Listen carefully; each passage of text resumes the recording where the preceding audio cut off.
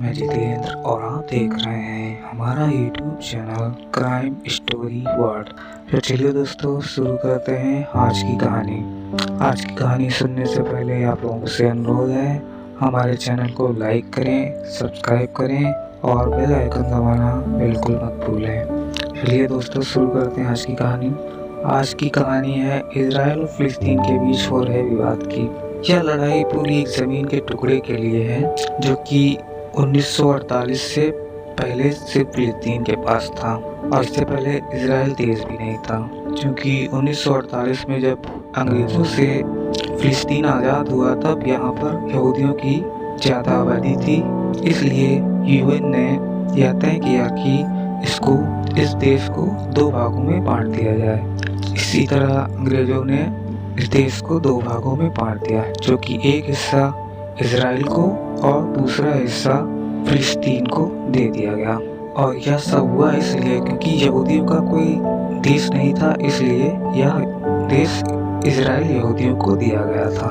1948 से पहले यहाँ अंग्रेज़ों का कब्जा था और यहाँ पर ईसाइयों का कब्जा था, इसलिए ईसाई भी इसे अपना मानते हैं ज़मीन को। लेकिन जब यह देश आज़ाद हुआ तब ईसाइयों ने इस झंझट को पीछे छोड़ दिया। कहा जाता है यह लड़ाई आज की नहीं है, यह लड़ाई सैकड़ों वर्ष की है। कई दशकों पहले 1187 ईस्वी बाद लगभग 900 साल तक यहाँ पर मुसलमानों का ही कब्जा था और यह देश एक ही देश था। लेकिन अंग्रेज़ों से आज़ाद होने के बाद यहाँ पर अंग्रेज़ों ने देश के दो टुकड़े करके फिलिस्तीन और इजराइल बना दिया था और यहाँ पर फिलिस्तीन का कब्जा हो गया। फिलिस्तीन इजराइल का यह जो लड़ाई है यह एक ज़मीन टुकड़े के लिए है जिसका नाम यरूशलेम है। यरूशलेम में ऐसा क्या है कि आखिर यह फिलिस्तीन और इजराइल हमेशा लड़ाई किया करते हैं। कहा जाता है यरूशलेम में मुसलमान कहते हैं कि हमारे पैगंबर साहब मक्का से यहीं पर आए थे और यहाँ से वो जन्नत के लिए रवाना हुए थे, इसलिए मुसलमान कहते हैं यह हमारे धर्म से जुड़ा हुआ है, इसलिए हम इस जगह को चाहते हैं। और मुसलमान यह कहते हैं कि यह हमारे मुसलमानों की हरमल शरीफ है और यह मुसलमानों के ग्रंथ में भी बताया गया है। इसीलिए मुसलमानों द्वारा यहाँ एक मस्जिद भी बनाई गई थी जिसका नाम अल-अक्सा मस्जिद है। यह मस्जिद उसी ज़मीन पर बनी है यरूशलेम की जहाँ पर यह विवाद हो रहा है। उसी जगह पर मस्जिद के करीब एक और इमारत है मुसलमानों द्वारा बनाई गई जिसका नाम डोम ऑफ द कॉक है। कहा जाता है इसी जगह से पैगंबर मोहम्मद साहब जन्नत के लिए रवाना हुए थे, इसलिए मुसलमानों के लिए धार्मिक स्थल है। ये बात तो हो गई मुसलमानों की। अब हम आपको यहूदियों के बारे में बताते हैं। यहूदियों का मानना है कि यहाँ इसी ज़मीन पर उनके ईश्वर ने कई जगह की मिट्टियों को सहज कर रखा था और इसे टेम्पल माउंट कहकर यहूदी पुकारते हैं और वह यह भी कहते हैं यह हमारा धार्मिक स्थल है, हम इसे नहीं छोड़ेंगे। यहूदियों का कहना है कि हमारे जन्म की शुरुआत यहीं से हुई थी। जब इब्राहिम के बेटे की कुर्बानी ईश्वर ने मांगी तब इब्राहिम के दो बेटे थे जिसमें से एक का नाम इस्माइल और दूसरे का नाम इसहाक था।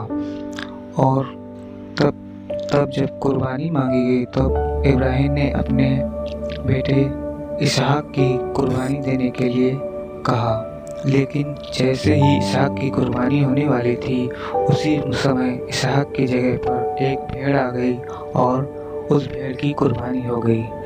जिसके बाद यह कहा जाता है कि इसके बाद यहूदी यह कहते हैं कि यह चमत्कार हमारे ईश्वर ने किया था जिससे कि इसहाक को जीवन वरदान मिला था।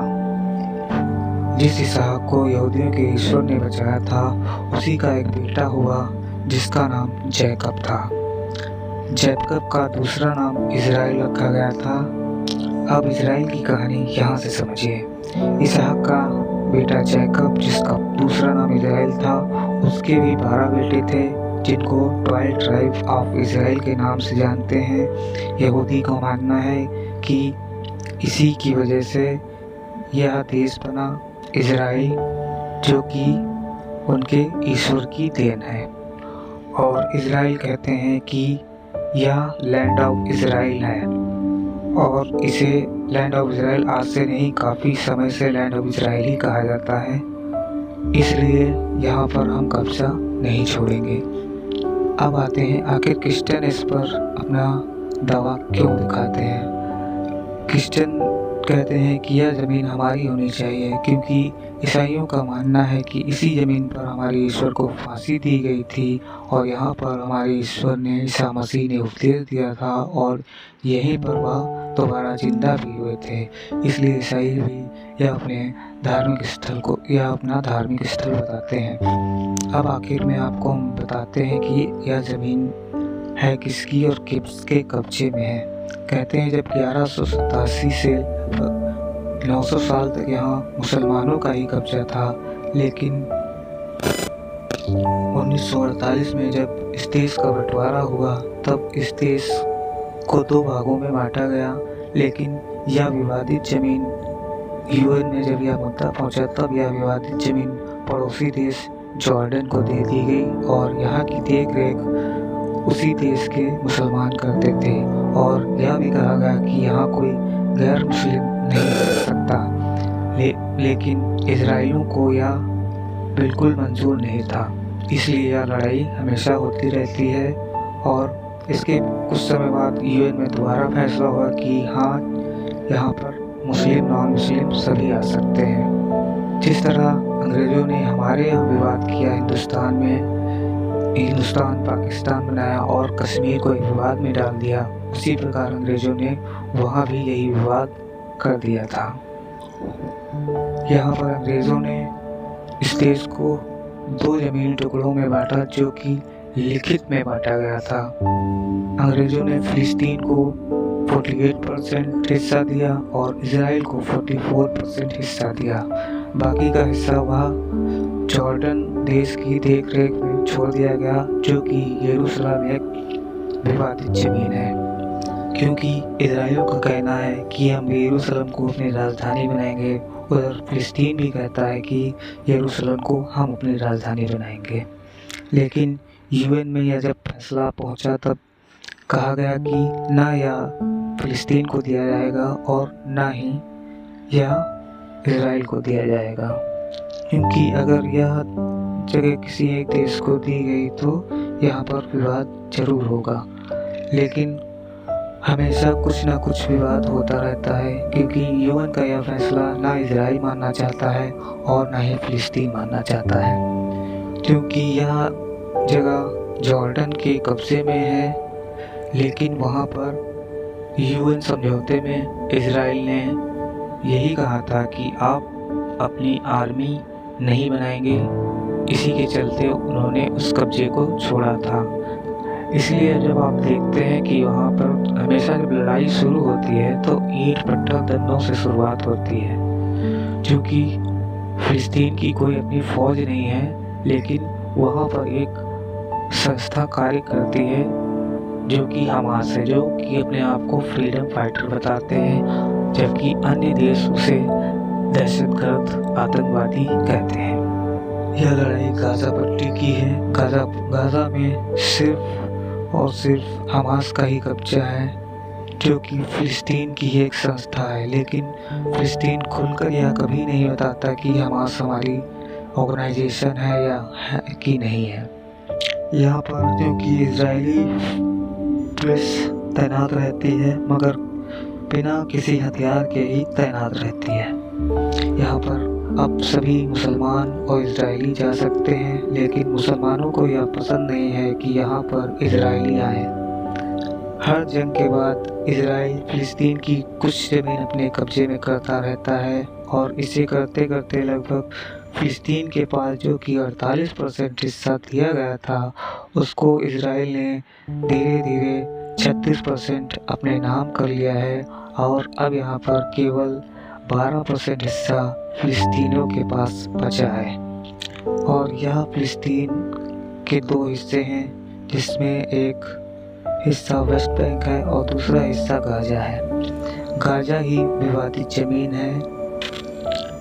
गाजा में हमेशा से ही हमास का कब्जा रहता है और हमास एक आतंकवादी संस्था है, लेकिन हमास वाले कहते हैं कि हम आतंकवादी नहीं, हम फिलिस्तीन के फ्रीडम फाइटर हैं और हम इजराइल को यहाँ कब्जा करने नहीं देंगे। इसलिए हमेशा गाजा से ही जंग की शुरुआत होती है और हमास ही हमेशा अटैक करता रहता है। हमास की मदद हमेशा से चुपचाप से ईरान करता रहा है और वह खुलकर कभी भी सामने भी नहीं आता।